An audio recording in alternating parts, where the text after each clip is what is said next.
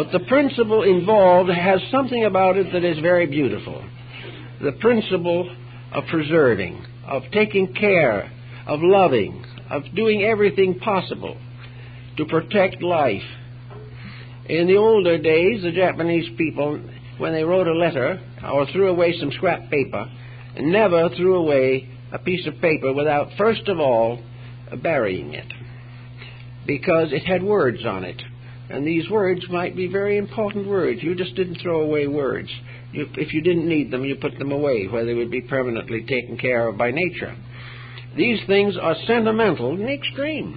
There's no question about it. But you can be on the other side of the situation and be so unsentimental that you gradually lower the integrity of your own heart. You're not thoughtful anymore. You're not kind anymore.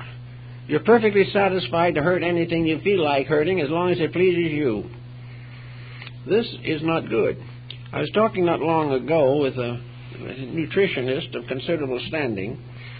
I don't want to name anybody, but there was a prominent person. And they told me, they said, you know, there's one of the greatest troubles of the American people at the present time is that they're eating far too much meat. They're going to pay for it. They're going to pay for these $5 steaks, and it's not going to be in terms of money. All of these tremendous overdoings of things, these catering to appetites at the expense of integrities, this useless waste of life that we have become adjusted to, is part of the cause of our troubles. Experiments in Scandinavia during and after World War II proved definitely that there was much more nutrition by you eating the grain the cow ate than there was to eating the meat of the cow afterwards. And the grain had none of the toxic consequences or by-consequences that we are a little worried about. So somewhere beneath doing it right, there is also a permanent good. There is a realization of value. There is a protection of health. There is a protection of life. Now, it doesn't always follow that a bad disposition shortens one's years. I know several rather aged people who have done very well by nursing their grievances, as far as years are concerned. But the day they began to nurse them, they really died anyway, because they lived for nothing but to carry on the unpleasantnesses which they had made to appear important. But actually, health is better advanced by 1st and 2nd Corinthians than by any other physical medical formula that can be set up. If you are kind, if you are gentle, if you are tolerant, if you are self-disciplined, if you think through the things you do and give the same love to your health that you have given to some emotional pleasure, you will be better off also. Now, many people fall in love with themselves, it is said, but it's the wrong way. There is a way of doing it, however, that is constructive. One is to recognize that your body is a structure that needs tender guidance, constant care, thought, justice, integrity. It needs humor, it needs variation, it needs everything possible. And if you really want to love a body and keep it healthy, you'll treat it right. And you can gain just as much peace of mind by knowing that your body is getting the help that it needs. It's part of also the idea to live lovingly in all things, and in all things not too much, was the Platonic and Socratic statement. Now today we are looking all over the world for the answers to something. We know we're not getting there as we should, and we don't know what to do about it. I think that instead of trying to find out who is the noblest among them, leaders in all forms and walks of life should realize that whether it is in one sacred book or another sacred book, it is in all of them. Namely, that love is the answer to the solution of everything that arises from discord. If the individual can transcend self-interest, selfishness, if he will mature his own inner life, there won't be any more holy wars, which is one of the most ghastly contradictions that there is in life. There will be no longer these terrible feuds. We will not have crime rampant as it is now. If people cared for each other, had an honest affection, and were able, therefore, to turn their activities into labors of mutual benefit. There's no reason why people getting along happily together cannot have a wonderful time through these years of life. Maybe they won't be so rich, maybe they won't be so powerful, but they will have knowledge of values that otherwise they could never have. And of course you can do this without actually proclaiming anything. It's not necessary to go out and wave a flag. It is simply necessary to begin to behave yourself. And in the course of time, you will be surprised on how it counts. You will learn little bit at a time that when you are a friend, you will have friends. The people who begin to appreciate your integrity will give you an understanding which you cannot get any other way. So on this Easter morning, I think we ought to very deeply appreciate the fact that to the Christian world, Jesus Christ is the embodiment of divine love. He is the embodiment of that great good which rests forever in the heart of eternity. He bears witness to the way of life in the house of dark places. He came to set a symbol upon us that we should obey the simple instruction of virtue, that we all can know what peace is, and by becoming aware of the grandeur of it, we can help to share it. Someday we can walk out of this nation into another nation or around the world without a boundary, without papers, without spies, without espionage. These things are part of a stupidity that has afflicted mankind from the beginning. Why? Why did the human being always put the wrong foot forward? Well, one of the reasons was because he was selfish. Selfishness is perfectly willing to sacrifice almost anything else for the advancement of itself. Ambition has created more miseries than almost all other forms of law-breaking.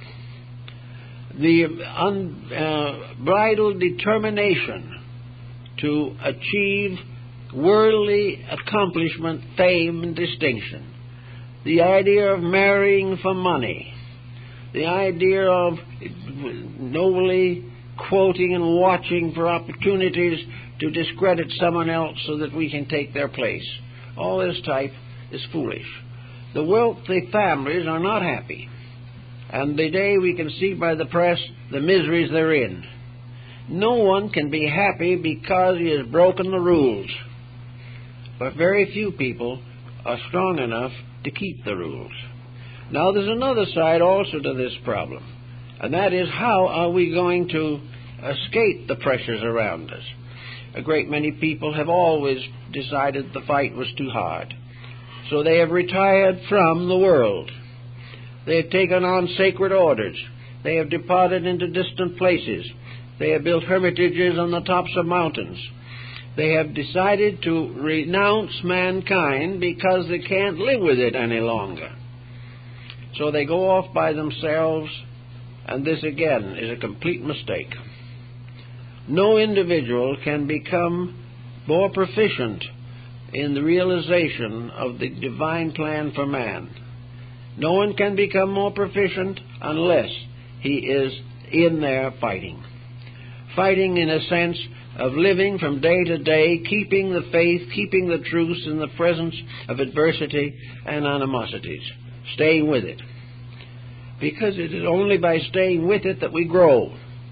It is only then when we are tempted to do wrong that our virtues are worth anything.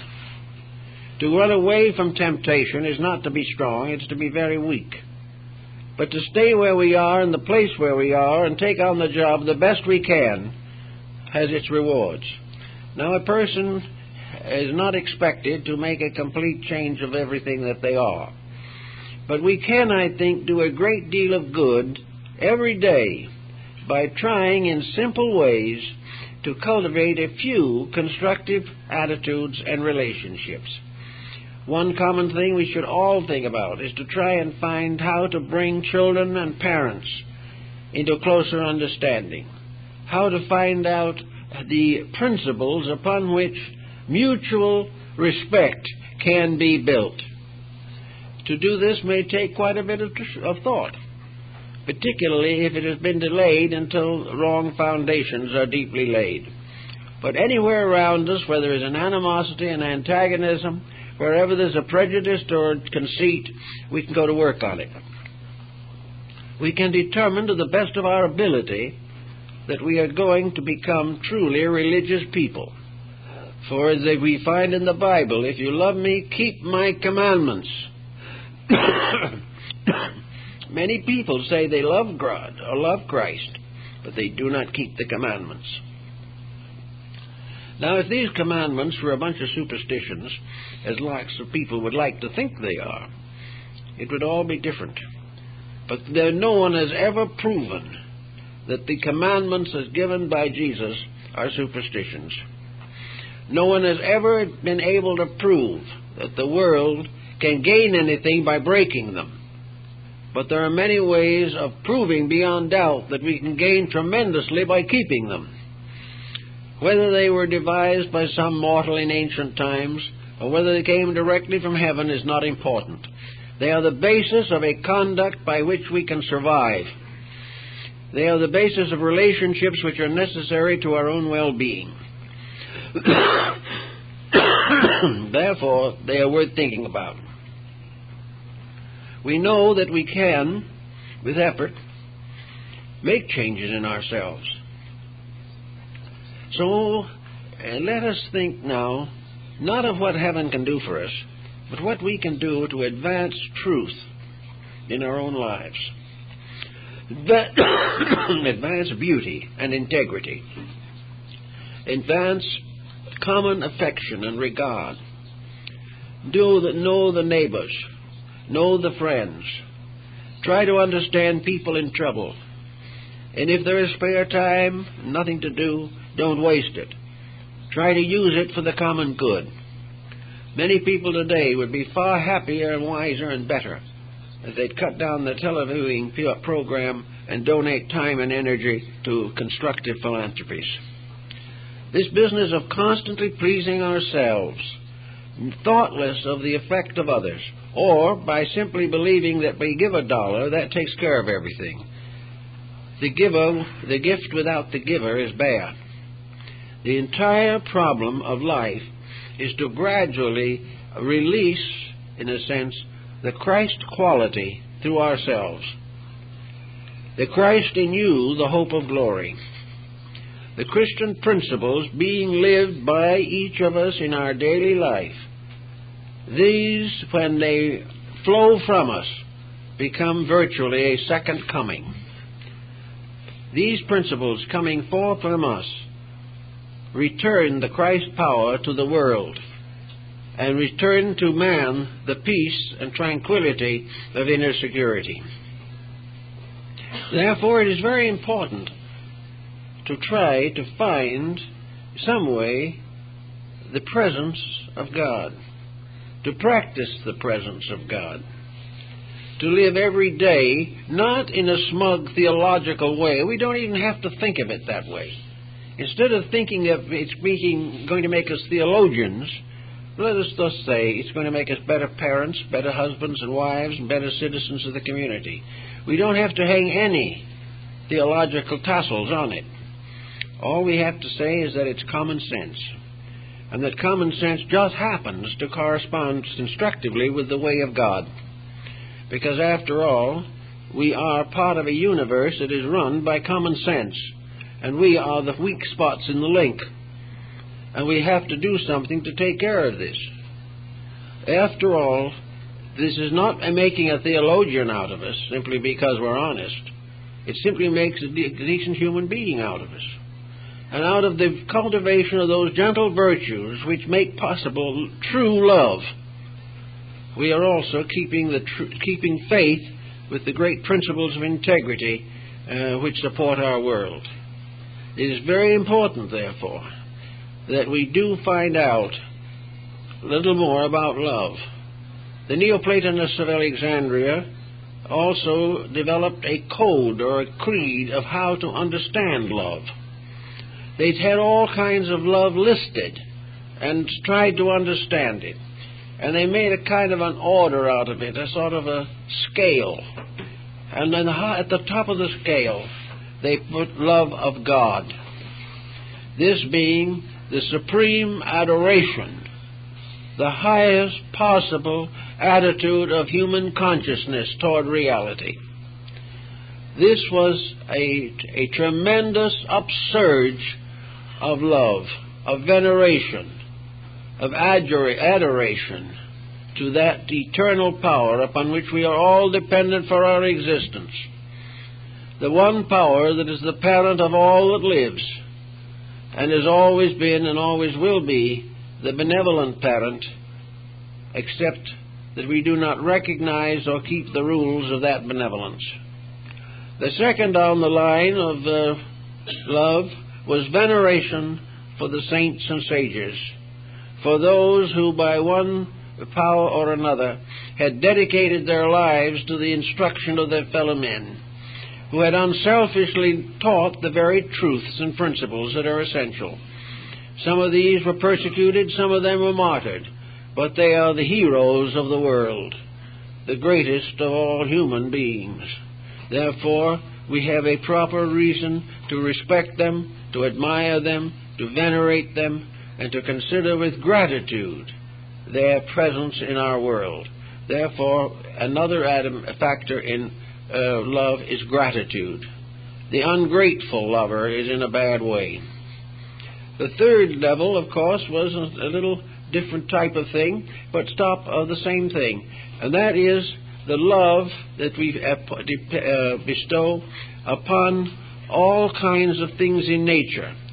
The love we have for the sky and the earth, that enables us to go out, as Lao Tzu did in China, and sit under a tree on the bank of a little river, and there commune with the infinite.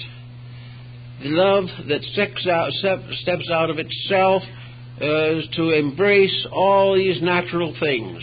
Gratitude for the wonderful privileges of existence. Gratitude for the sunsets and the sunrise. Gratitude for the fecundity of the earth, for all the benefits we enjoy. This is a gratitude which makes us always in debt to the universe to which we belong. A debt which we must pay by service, by integrity, by idealism. Now, the next level of affections dealt with more or less political subjects.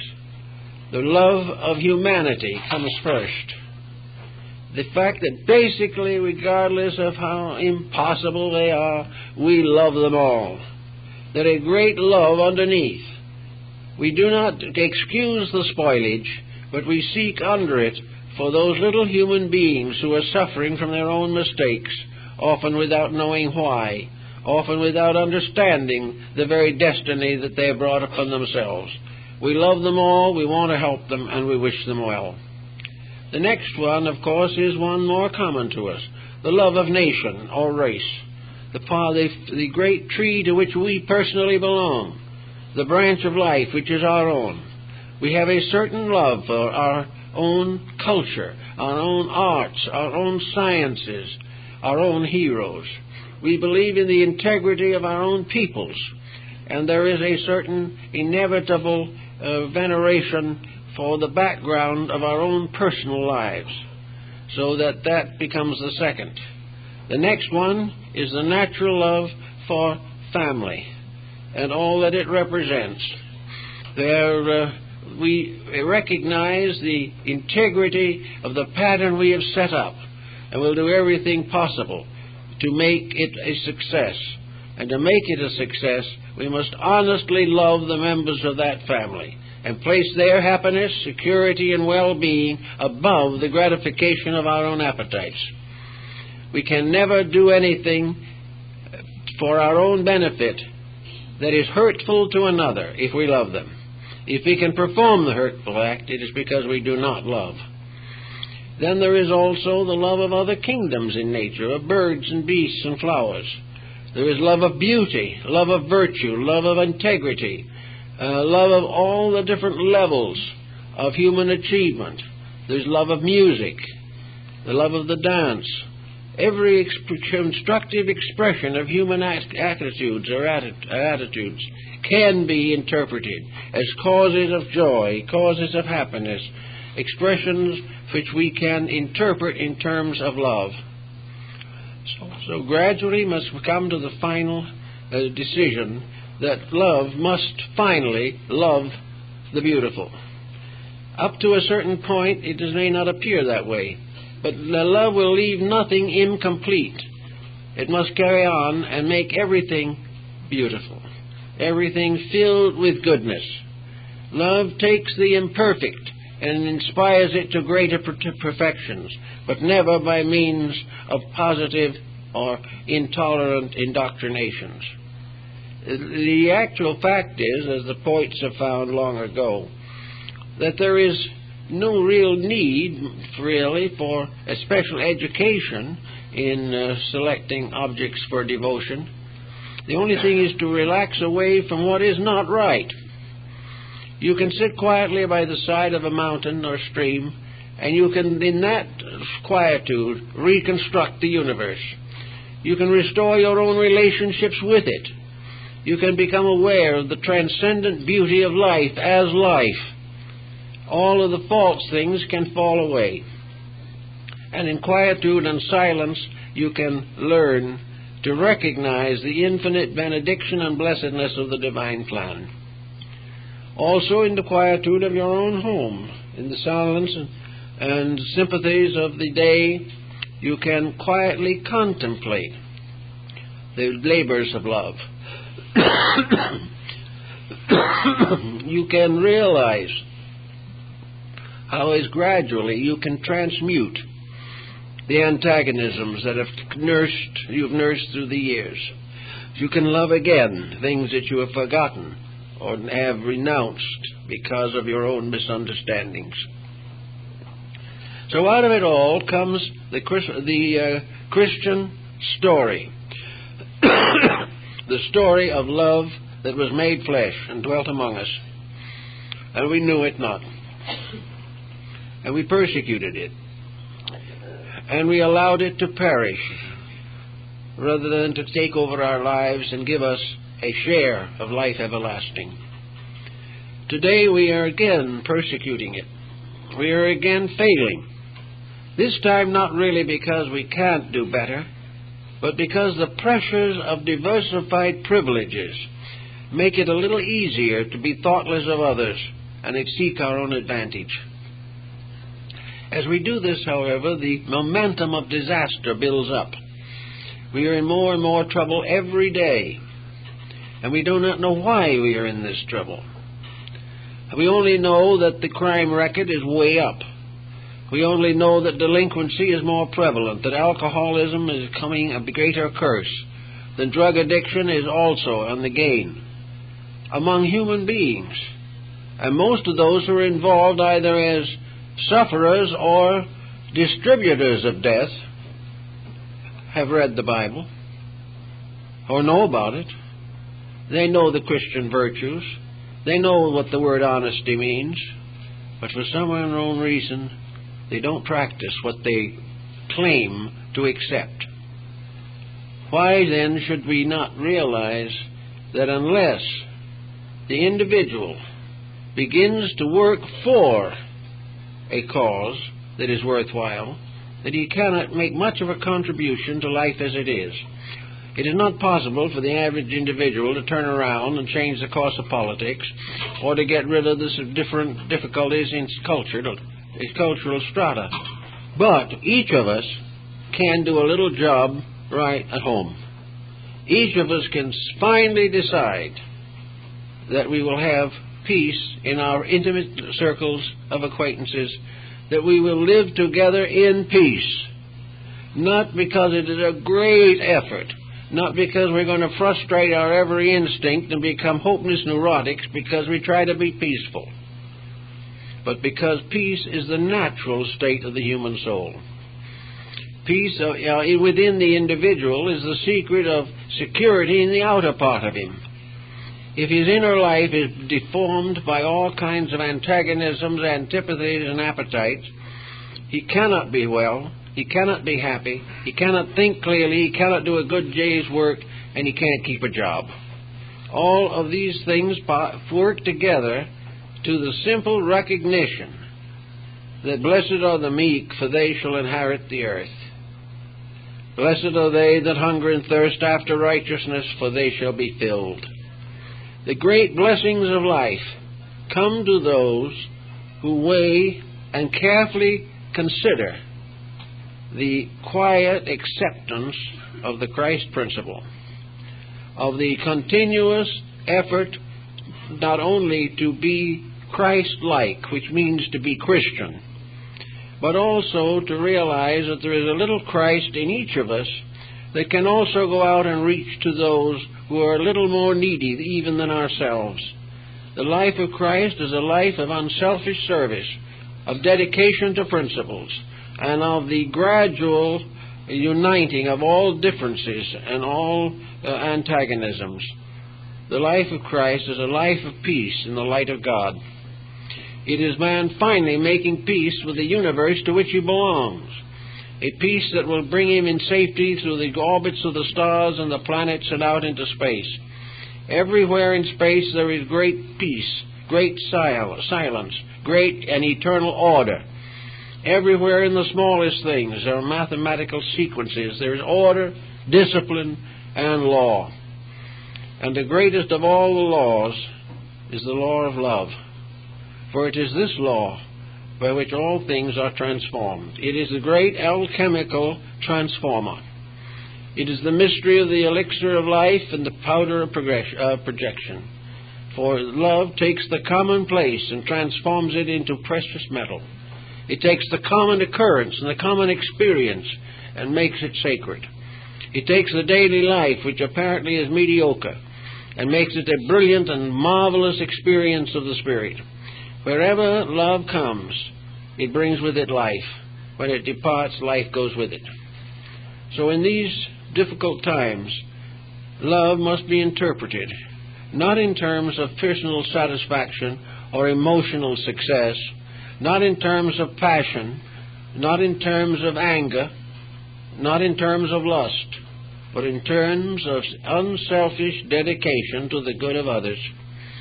Any other form of love is in vain. But if this first dedication is given, then all other forms of affection are ennobled, made more beautiful, made greater, and more necessary to our daily lives.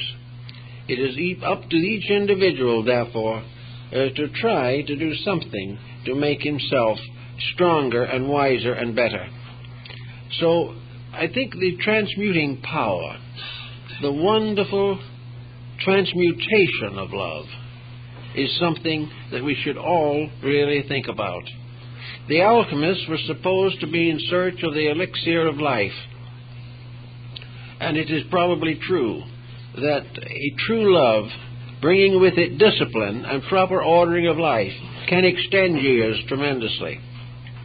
Another thing, an individual can live longer if he is not thinking about himself. If he is at a job that is important to him, he will live till it is finished.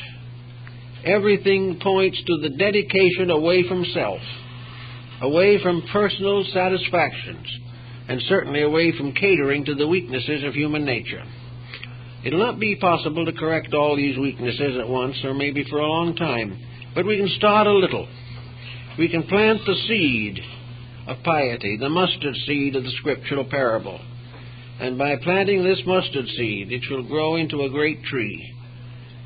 And the individual who plants within himself the seed of devotion, who really allows love to become part of his life, if he allows this power that is forever knocking at the door to come in, and he finds in his own heart a little germ of love, a little seed of a greater and more beautiful relationship with life, he can build it until it becomes a magnificent part of his complete personality. Also, there is every reason to assume, from what we know, that he can take this with him, that when he goes into the other life beyond, the love that he has here will continue to lead and guide him. For the person who loves God, loves nature, loves his fellow man, loves his world, and respects himself, there is very little problem of purgatory or any other unpleasant post-worldly condition. If the person has lived a comparatively constructive life and has done the best they could to make his life useful rather than so-called successful in terms of wealth, if he is living the principles, he can face the future with just as much peace of heart and soul. For the love that he has used in this world will go to with him, and as Walt Whitman tells us in one of his poems, that actually love loves death, and by so doing it has a victory over it forever. That death itself can be loved because of the tremendous opportunities it confers, but most people only fear it. So everywhere the virtue is important. Your Indian mystics and sages also were very much indebted to the love principle for their wisdom. They used it largely in their meditative and contemplative exercises. One of the things that they did was to try to create the transcendent being within themselves. Knowing what they are and what they do in daily life, they chose to meditate upon the fact that within themselves is another being, a being which they can visualize, that they can create by visualization, that they can actually put together by their own thoughts and their own dedications. They can visualize inwardly a beautiful transcendent being which is themselves. That this transcendent being is godlike in all its parts, because it is God.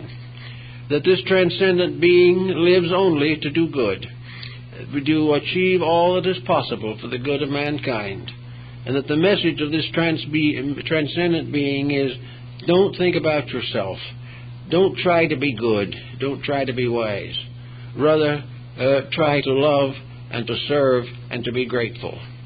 And gradually the transcendent being takes over, and the individual finds that this soul power within himself, which is now locked within him, can become the ruler of his life. And when soul takes victory over matter, that you have the beginning of immortality.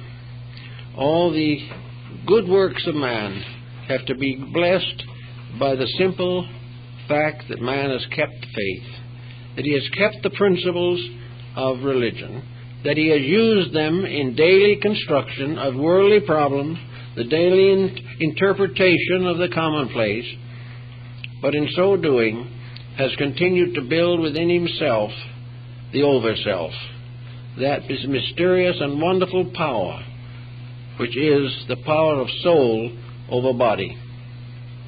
This type of realization is really the height of Christianity. It was the attitude of the early Christian mystics. And there were mystics and mystery schools and systems in Christianity that are very little understood. But in all of them, all Christianity in its beginnings was consummated by the personal experience of Christ. The believer had to achieve that calmness, that quietude, that peace, that true spirit of reverence, that wonderful acceptance of the divine will. And that became the basis of the mystical experience. And the mystical experience was the only definition of love that we have ever been able to formulate that had much meaning. It was the mere fact that the individual suddenly felt himself picked up into a marvelous union in which he became again like the small babe who was perfectly happy, perfectly confident, at peace, and completely strong, held in the arms of its mother. That there was no arbitrary motives, no ulterior thoughts. The little child reached out its hands in pure and simple love. And with a strange feeling intuitive that this love would be returned. And this is what mysticism really was. It was the child heart in man reaching out to the eternal parent with complete certainty that that parent can never fail. This is the type of thing that is we call childlike, but it is probably far more mature than anything we know. And at this time, we all need to find some source of good. And the source of good can be a dedication.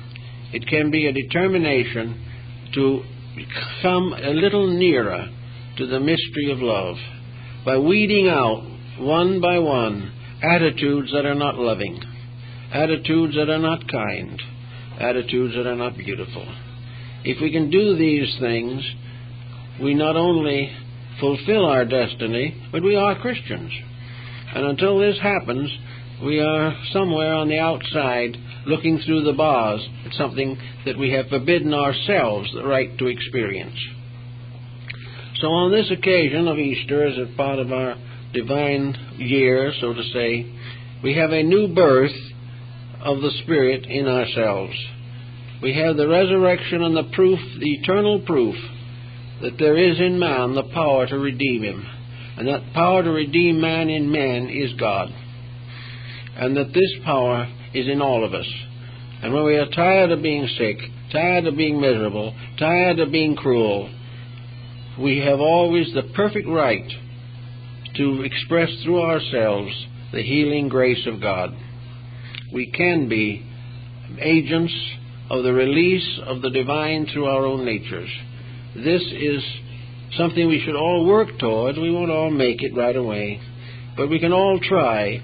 And the first effort will be just a little more peace, a little better understanding, more friendship, less worry, less fear, and most of all, a greater sense of belonging to a divine plan by which we were fashioned, by which we will be perfected, and that we are beginning to walk along the road that leads back to the divinity from which we came.